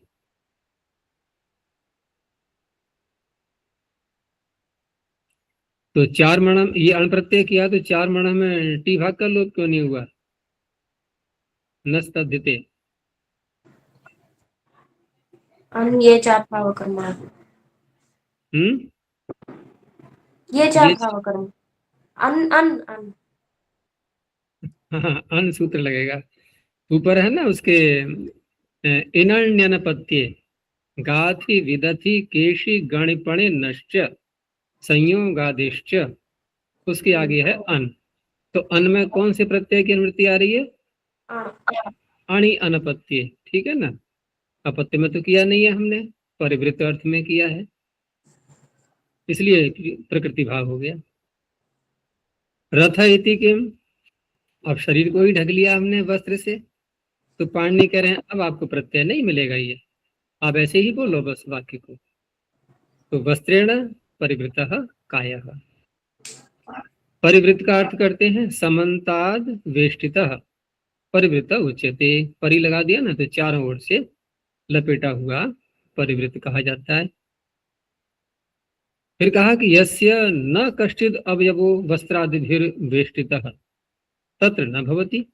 अब जहां पर ये अर्थ नहीं निकल रहा होता है तो रथ ही, लेकिन रथ को घेर लिया है, मान लो छात्रों ने घेर लिया चारों ओर से, ठीक है ना, तो चारों ओर से लपेट लिया ना, लेकिन रथ का कौन सा अवयव लपेटा गया है? घेर तो लिया चारों ओर से, परिवृत्त तो अर्थ यहाँ लग जाएगा, लेकिन कोई भी अवयव उसका ढका नहीं। तो यस्य न कश्चिद अवयवो वस्त्रादिभिर वेष्टितः तत्र न भवति, वहां ये प्रत्यय नहीं होगा। तेन इह न कि छात्रैहि परिवृतो रथः, यहाँ नहीं होगा। अब अपवाद आ गया, पांडु कंबलादि नहीं। पांडु और कंबल से ढका जाए, पांडु कंबल शब्द से ढका जाएगा तो फिर अण प्रत्यय नहीं होगा, इन्हीं प्रत्यय हो जाएगा। तो पांडु कंबल शब्दात् तृतीय समर्थात् परिवृतो रथः इत्येतस्मिन् अर्थे इन्हीं प्रत्यय भवति, अणुपवादः, अण का अपवाद हो गया ये। तो जैसे हम अत इन्हीं ठनव से इन्हीं प्रत्यय करते हैं, ठीक वैसा ही यहाँ बनेगा। तो पांडु कंबलिन मूल शब्द बना, तो पांडु कंबली, पांडु कंबलिनौ, पांडु कंबलिनः। ये पांडु कंबल क्या है? तो उसका अर्थ बता रहे हैं कि पांडु कंबल शब्द राजास्तरणस्य, राजा का जो आस्तरण है, राजा का जो ओढ़ने का वस्त्र है, तो कंबल जैसे राजा ओढ़ते हैं तो अच्छा ही कंबल होगा, राजा ओढ़ रहा है तो, ठीक है ना, अच्छी क्वालिटी का। तो उसी कंबल को यहाँ पर पांडु कंबल कहा गया है। तो राजास्तरणस्य वर्ण कंबलस्य वाचकः, वर्ण कंबल शब्द भी उसके लिए प्रयोग में आता है। तो जो अर्थ इसका इन्होंने प्रथमावृत्ति में दिया था, हम लोगों ने पढ़ा था, तो सफेद ऊनी कंबल ऐसे करके उन्होंने बताया था वहां पर, सफेद ऊनी कंबल, अच्छी ऊन का, उससे ही रथ को ढक दिया गया, तो वहां इनी प्रत्यय हो जाएगा। अब कह रहे हैं यहाँ पर कि आप इस सूत्र को यदि न भी बनाए तो इस प्रत्यय को करने के लिए हमें कोई समस्या तो नहीं आएगी, हम मत्वर्थ में भी तो कर सकते हैं अतः इनी ठनव से, अतः इनी ठनव से हम मत्वर्थ में भी तो कर सकते हैं। मत्वर्थ में कैसे करेंगे भाई? अस्य अस्ति अस्मिन् अस्ति, इस तरह से तो क्या अस्य अस्ति में नहीं कर पाएंगे? पांडु कंबल है जिस रथ का, वो रथ कहलाएगा, यानी पांडु कंबल है रथ का, तो क्या रथ का है वो, संबंध कैसे जोड़ेंगे? ढकने पर ही संबंध होगा, ढकने पर ही संबंध होगा। ऐसे करके हम इन्हीं प्रत्यय तो ला सकते हैं, उससे आपको ये सूत्र की बनाने की आवश्यकता क्यों है? तो कहा देखो इन्हीं प्रत्यय मत्वर्थ का आएगा आगे चल करके, अभी तो आया नहीं है, तो आगे चल करके आएगा। तो वह प्रत्यय यदि यह सूत्र न बनाया जाता तो पांडु कंबल शब्द से, पांडु कंबल शब्द से वहां तो आता वो इन्हीं प्रत्यय, ठीक है ना। और यहाँ हम विशेष सूत्र बना रहे हैं कि परिवृतो रथः, तो विशेष सूत्र तो सामान्य सूत्र का बाधक बनेगा ही भाई। एक परिवृत अर्थ में एक अलग सूत्र बना दिया तो अतः इन्हीं ठनौ परिवृत अर्थ में नहीं लगेगा फिर, तो अण प्रत्यय की ही प्राप्ति होती, फिर इन्हीं नहीं हो पाता, इन्हीं को तो बांध लेता ये अण, ठीक है ना।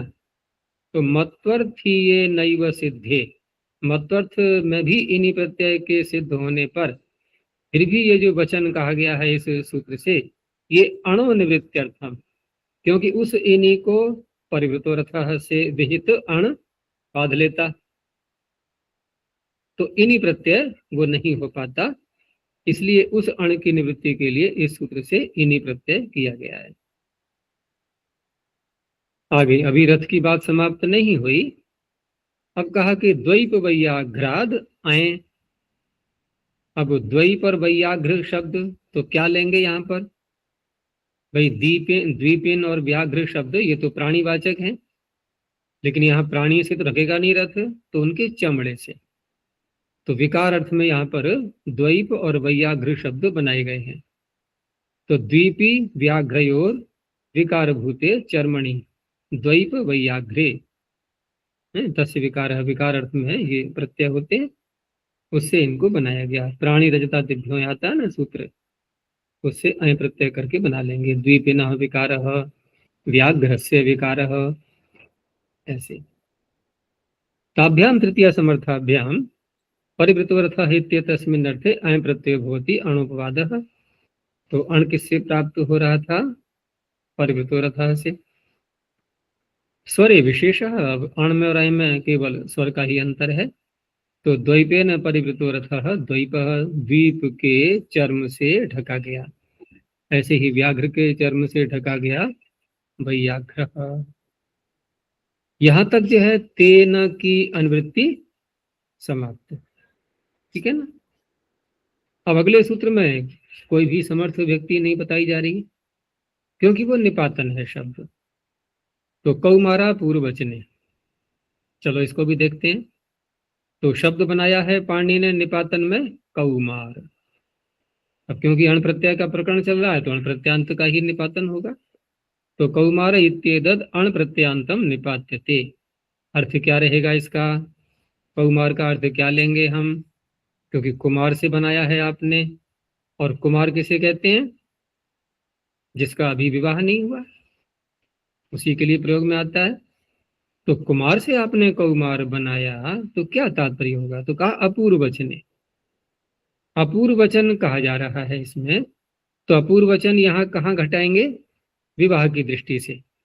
तो पाणी ग्रहण से अपूर्व वचनम, पाणी ग्रहण नहीं हुआ है उसे कहा जाता है कुमार, तो उसी से बनेगा ये कौमार शब्द।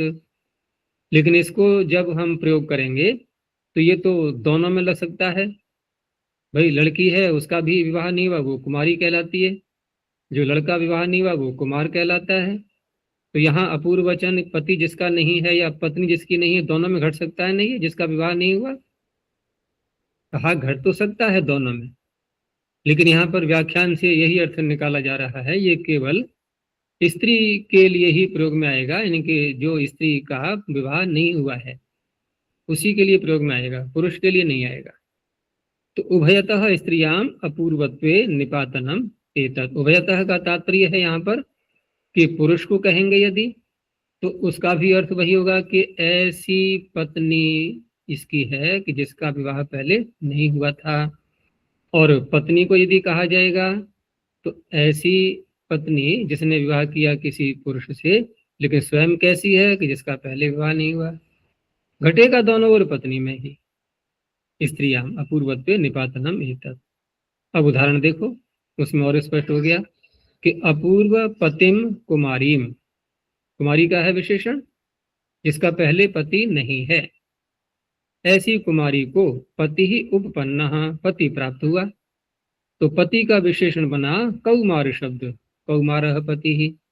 तो कौमारः पति का ये कौमार पूर्व पति न होना, ये पति में घट रहा है या कुमारी में, कुमारी में घट रहा है।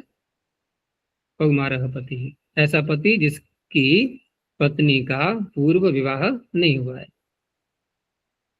तो यहाँ कुमारी शब्दाद द्वितीय समर्थात, द्वितीय समर्थ से करें कुमारीम उपपन्ना, तो द्वितीय समर्थात उपयंतरी, उपयंतरी का तात्पर्य है उपयंता को कहने के लिए, उपयंता का तात्पर्य विवाह जिसने किया है, अर्थात पति ने, जिसने विवाह किया है उसमें प्रत्यय हो रहा है ये। लेकिन अपूर्व वचन कहाँ घट रहा है? कुमारी में। अब दूसरा उदाहरण, अपूर्व पति ही कुमारी पतिम उपन्ना। यहां भी देखो कुमारी का ही बना विशेषण ये, यानी अपूर्व पति, पूर्व पति नहीं है जिसका, ऐसी कुमारी पति को प्राप्त हुई। और वहां क्या था? पति कुमारी को प्राप्त हुआ, यहाँ कुमारी पति को प्राप्त हुई। अब बनेगा ये भारिया का विशेषण, कौमारी भारिया। लेकिन यहाँ भी अपूर्व पतित्व, अपूर्व वचनत्व ये घटेगा भारिया में ही, कौमारी भारिया। यहाँ प्रथमांत से करना होगा, इसलिए कोई समर्थ व्यक्ति यहाँ दोनों में से निश्चय नहीं कर सकते थे, एक में द्वितीय समर्थ, एक में प्रथमा समर्थ। तो प्रथमांतादेव स्वार्थे प्रत्ययो अपूर्वत्वे द्योत्ये, यही बात इसमें श्लोक में कह दी गई है। तो कौमार अपूर्व वचने कुमारिया अण विधीयते। कौमार यहाँ जो शब्द बन रहा है स्त्रीलिंग में और पुल्लिंग में दोनों में, इसमें अपूर्व वचन अर्थ में ये बनाया जा रहा है। और किसके अपूर्व वचन में? कुमारिया, कुमारी के अपूर्व वचन में अण विधीयते, अण का विधान किया जा रहा है। अपूर्वत्वम यदा तस्याह, जब उसका अपूर्वत्व होता है, अपूर्व पति जिसका, पूर्व पति जिसका नहीं है, तो तस्याह कुमारियाम भवति इति वा, तो कुमारी में ही घटाना है उसको, तभी ये सूत्र निपातन का कार्य करेगा। उदाहरण दोनों प्रकार के दिखाई दिए कि कुमारियाम भवः कौमारः पति ही, तस्य स्त्री कौमारी भार्या इति सिद्धम। यहाँ इन्होंने अन्य प्रकार से बनाया है। जैसे इस जो दूसरी पंक्ति है यहाँ पर श्लोक की, उससे ऐसा लग रहा है कि जैसे कि इस सूत्र का खंडन किया इन्होंने, अर्थात अन्य प्रकार से भी उसको सिद्ध किया। जैसे यहाँ जब इस अर्थ को लेंगे कि कुमारी को पति प्राप्त हुआ, तो इसको भव अर्थ में ले लिया उन्होंने, कुमारियाम भवः कौमारः पति ही, तो भवार्थ में अण प्रत्यय कर लिया। कौमारी ही तो बनाना है, कौमारः पति ही, पहला शब्द यही तो बनाया था इन्होंने, तो यहाँ भवार्थ में कर लिया इन्होंने, ठीक है ना, कौमारः पति ही। अच्छा, अब बनाना है हमें कौमारी, तो कौमारः पति ही, तो पति का विशेषण बना कौमार शब्द, ठीक है ना। अब कौमार किसको कह रहा है? पति को, तो पति की स्त्री कौन हुई? कौमारी। अण प्रत्यांत है ना, टिड्ढाण से इंगित कर लेंगे, तो तस्य स्त्री कौमारी।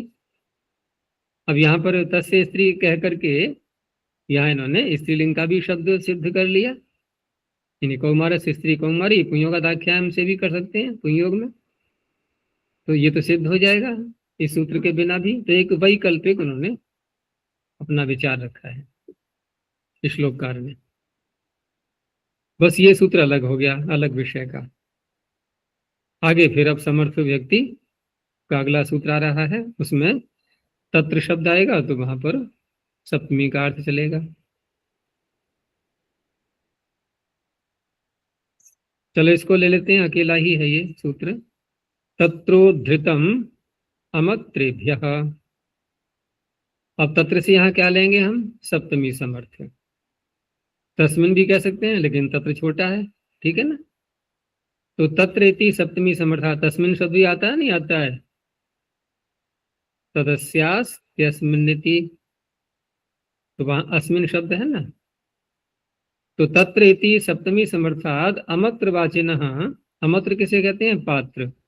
अमत्र वाचिनः शब्दात उद्धृतम इत्येतस्मिन् अर्थे, निकाला गया, अलग उठा करके रख दिया गया। कोई पदार्थ है, उसमें से कुछ भाग अलग रख दिया निकाल करके, उसे कहते हैं उद्धृत। उद्धृतम इत्येतस्मिन् अर्थे यथाविहितम प्रत्ययो भवति।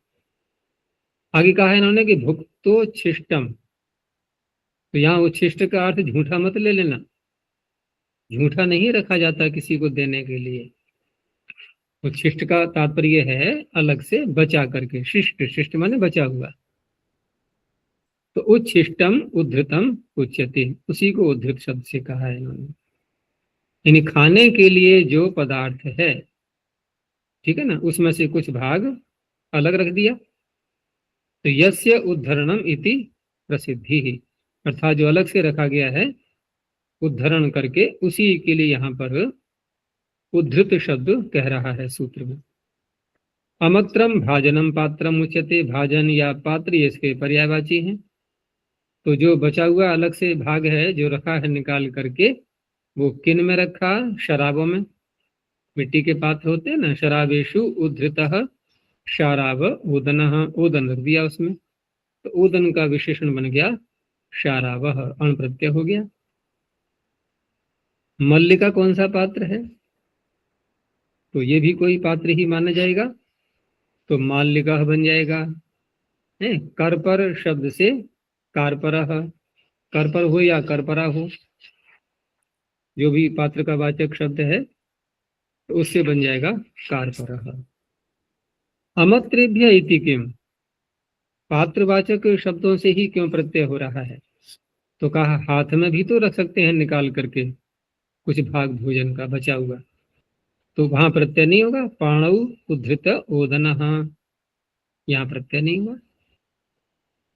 तत्र इति सप्तमी, फिर बता दिया कहाँ तक जाएगा ये। तत्र इति सप्तमी समर्थ विभक्ति ही क्षीराढ्य इति यावद अनुवर्तते, क्षीराढ्य तक जाएगा ये।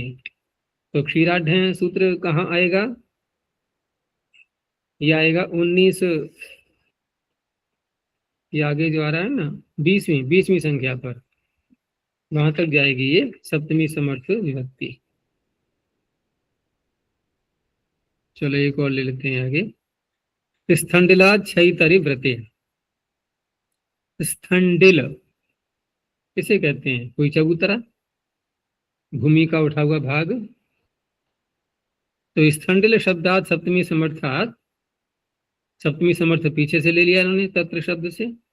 शयितरी अभिधेय, शयितरी, शयित्री, शयित्री का सप्तमी शयितरी। शयित्री क्या है? सोने वाला। तो सोने वाले को कहने के लिए यथा वेतम प्रत्ययो भवति, अण प्रत्यय हो जाएगा। समुदाय न चेत व्रतम गम्यते, सूत्र में जो व्रत शब्द लिया है ये कहाँ घटाएंगे? तो ये जो प्रत्यय प्रकृति मिलाकर के जो समुदाय पूरा बनेगा, तो उस शब्द से व्रत अर्थ निकल रहा हो, अर्थात उसने ऐसा संकल्प लिया हुआ है, निश्चय किया हुआ है। तो व्रतम इति शास्त्रितो नियम उच्यते, शास्त्र से जो विधान किया है तो उस नियम को कहा जा रहा है यहाँ पर व्रत। शास्त्रितः शब्द कैसे बनेगा?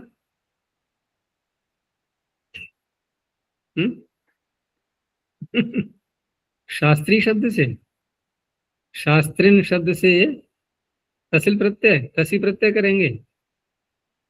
हम्म? शास्त्र है, इतच, शास्त्र से इतच, इतच से प्रत्यय जो है ना किसी से भी हो जाता है, तो शास्त्र से इतच प्रत्यय करके शास्त्र। तारकादिभ्यः, हम्म, तारकादिभ्यः।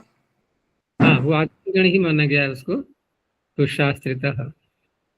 कहने का तात्पर्य शास्त्रों में जो नियम बताए गए हैं उनमें से एक नियम ये भी है कि ब्रह्मचारी को या भिक्षु को स्थंडले पर विश्राम करना चाहिए, वो नियम पालन कर रहा है कोई। तो स्थंडले शयितुम व्रतम अस्य, कौन है वो? भिक्षु। तो भिक्षु का विशेषण बन गया स्थांडिलो भिक्षु। ब्रह्मचारी को कहेंगे तो स्थांडिलो ब्रह्मचारी। अब व्रत इति किम, अब देवदत्त है, उसने कोई व्रत तो लिया नहीं था, भाई क्या करें, किसी ने कोई लेटने के लिए आसन दिया नहीं, न चारपाई है न तखत है, तो नींद लग रही है तो ठीक है स्थंडिल पर सो रहा है वो। अब उसे नहीं कहेंगे स्थंडिलो ब्रह्मदत्त, तो स्थंडिले शेते ब्रह्मदत्त, यहाँ कोई प्रत्यय नहीं होगा। बस यहीं तक रखते हैं।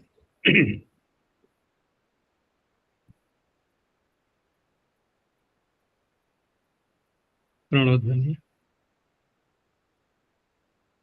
ओ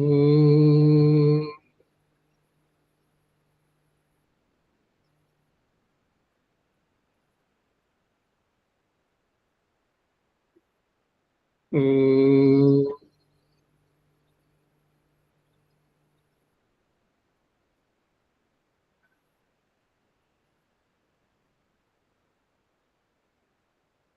ओ